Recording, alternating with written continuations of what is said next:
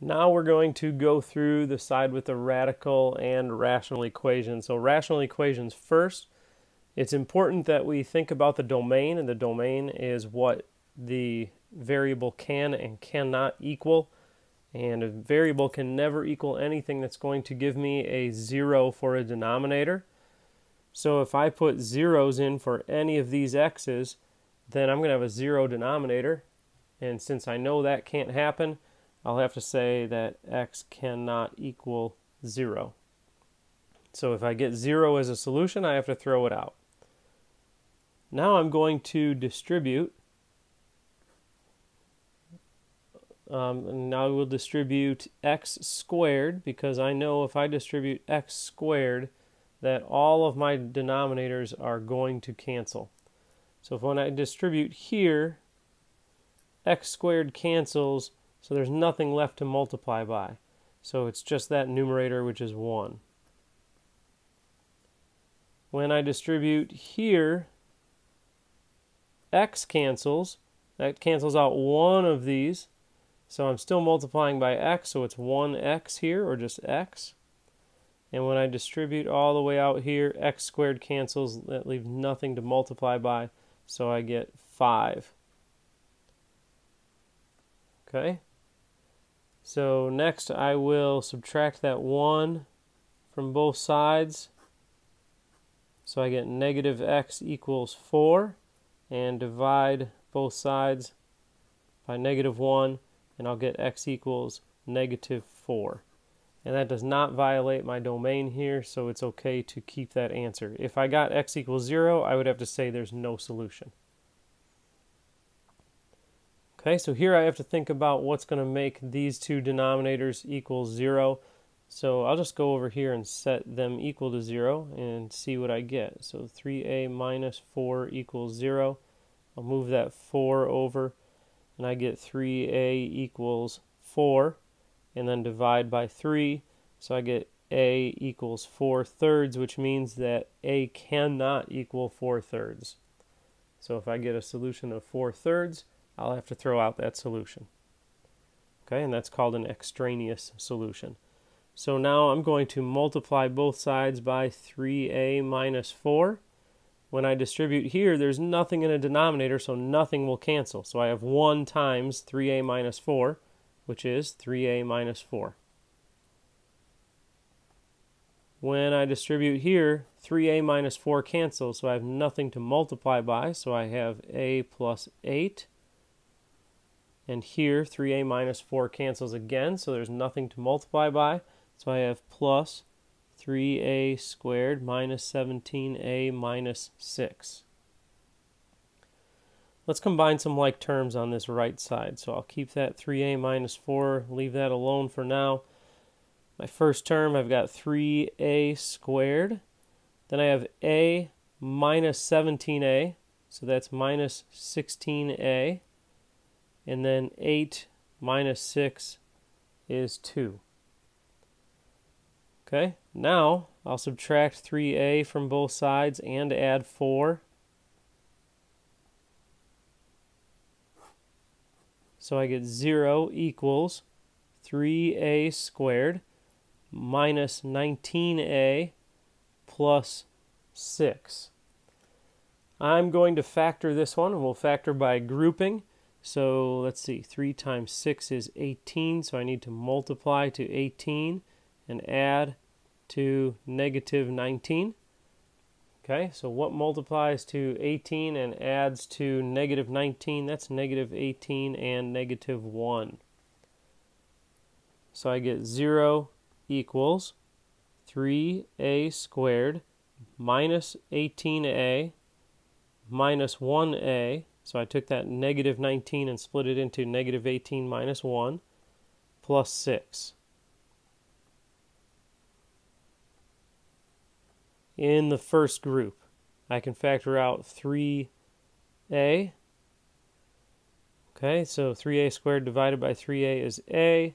Negative 18a divided by 3a is negative 6. I need to factor out this sign, happens to be a negative, so I'm going to factor out a negative 1. And when I divide both of these terms by -1, I get a minus 6.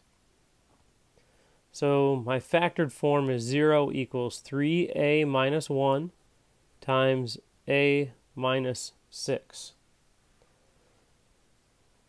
So I need to figure out what makes each factor equal 0. I'll set this one equal to 0. 3a minus 1 equals 0. That's 3a equals positive 1. So a equals 1/3. The other factor, maybe a little bit easier. What makes this equal 0? If a is 6, 6 minus 6 will equal 0. So my two solutions are 1/3 and 6. A can't be 4/3, but neither of these is 4/3, so we get to keep both. My last one in these rational equations, I need to figure out what makes the denominators equal to 0. I think the way to start that would be to factor the GCF out of this denominator.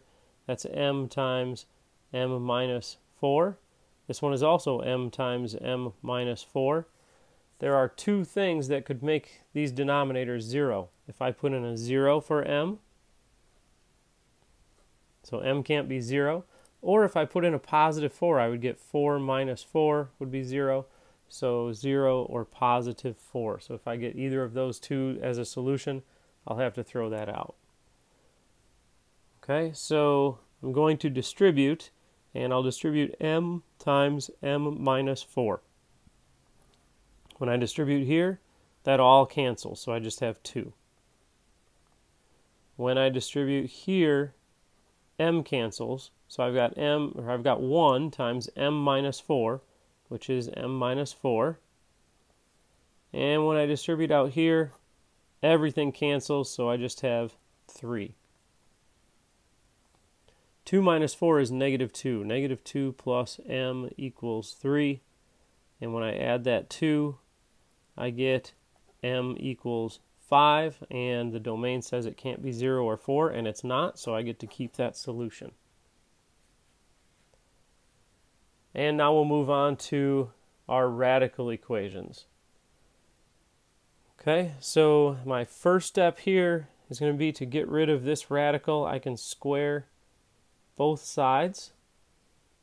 And when I do that, I'll get 12n plus 4 equals 100.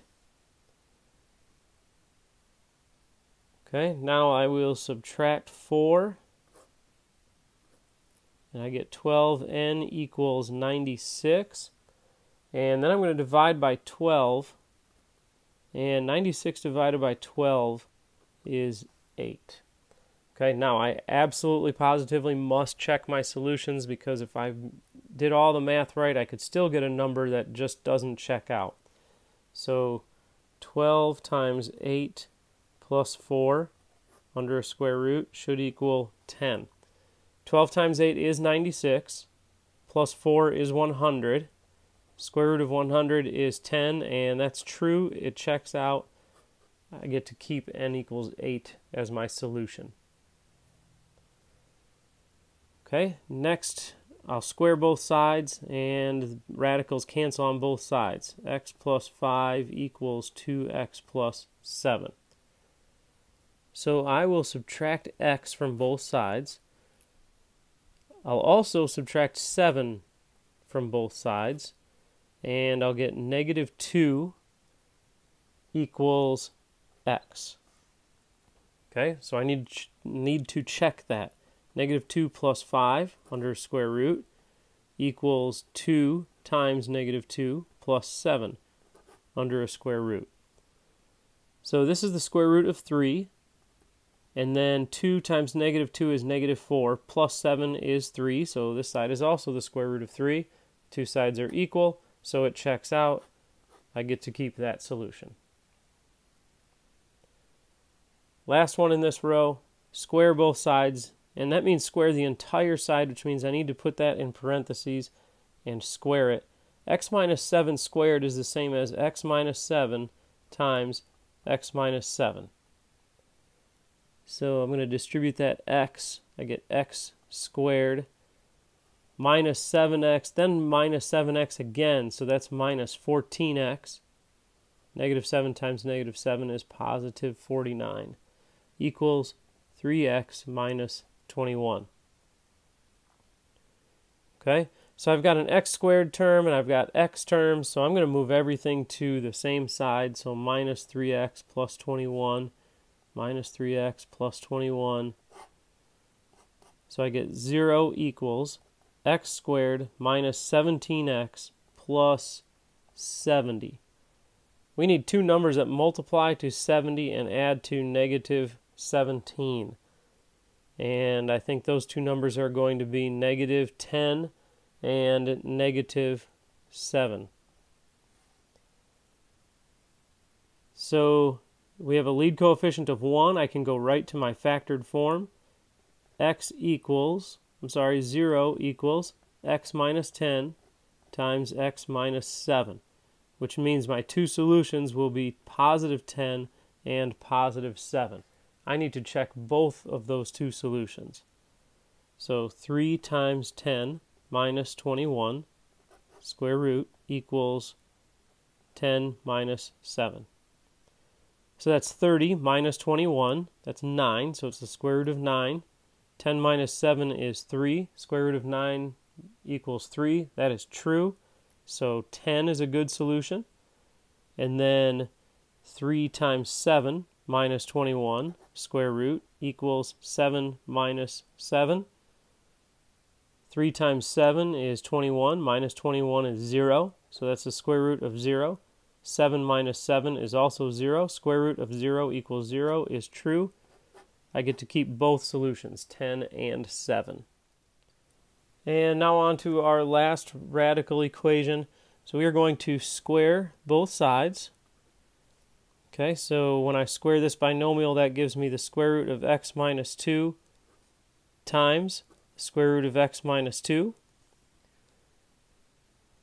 Square root of x times the square root of x is x, minus 2 root x, minus another 2 root x is minus 4 root x, and then negative 2 times negative 2 is positive 4. And on this side, the radical cancels, and I get x plus 1. Okay? So when I have a radical remaining after I square both sides, I need to get that term by itself. So I'm going to subtract x and subtract 4.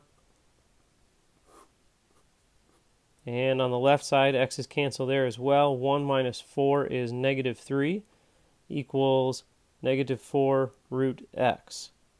And then I'll divide both sides by negative 4, and I get 3/4 equals the square root of x. Now to get rid of that radical, I'm going to square both sides again. I've got to put that fraction in parentheses. When I square a fraction, I square the top and I square the bottom. 9/16 equals x. Okay, now I need to plug that solution in and check it. So I get 9/16 plus 1 under a radical, and that equals, or should equal, the square root of 9/16 minus 2. Okay, so I'm going to plug that into the calculator. So 9/16 plus 1,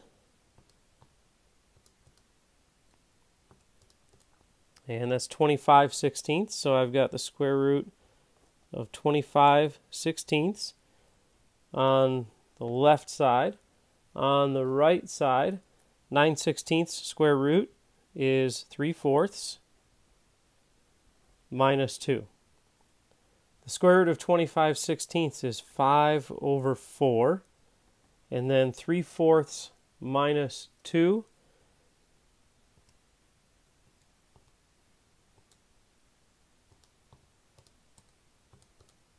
and that is negative 5/4. So 5/4 equals negative 5/4. I think we know pretty well that that is not true, which means that this solution does not check out. That's an extraneous solution. This equation has no solution.